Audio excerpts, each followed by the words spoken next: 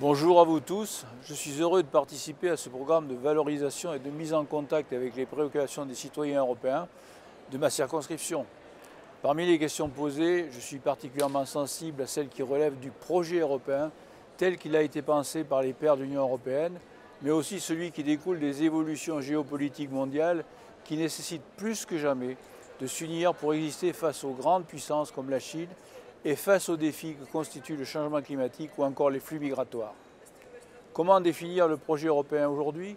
Comment lui redonner sens et susciter l'adhésion des citoyens? Je pense que cela passe toujours par le rappel du message de la paix.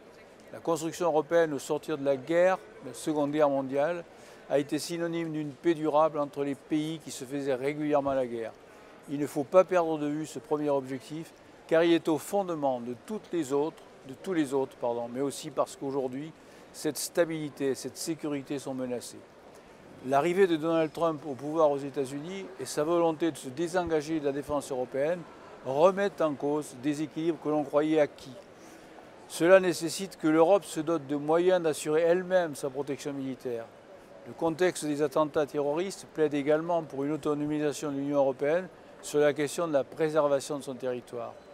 L'Europe a ensuite un rôle à jouer dans l'escalade des conflits qui sont à déplorer dans diverses parties du monde. La diplomatie européenne est très active au Proche et au Moyen-Orient. Régulièrement, la voix du Parlement européen s'élève pour dénoncer les abus de pouvoir et défendre des libertés fondamentales lorsqu'elles sont piétinées, en Turquie notamment.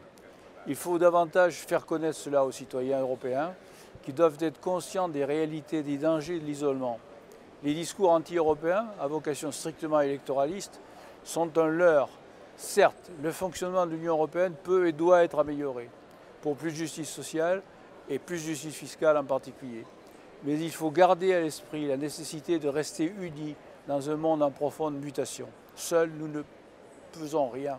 Ensemble, nous avons une chance de changer le cours des événements et de préserver notre espace commun des périls qui le menacent. C'est un discours alarmiste, j'en ai conscience, mais il est aussi réaliste, malheureusement.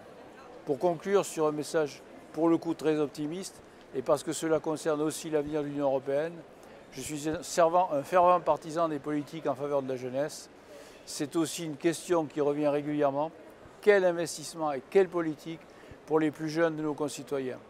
Il faut poursuivre les efforts et les accentuer afin que chaque jeune puisse faire l'expérience intime de la mobilité en Europe. Il faut voyager et limer sa cervelle contre celle d'autrui, expliquait déjà en son temps Michel de Montaigne. Cette proposition garde toute sa fraîcheur.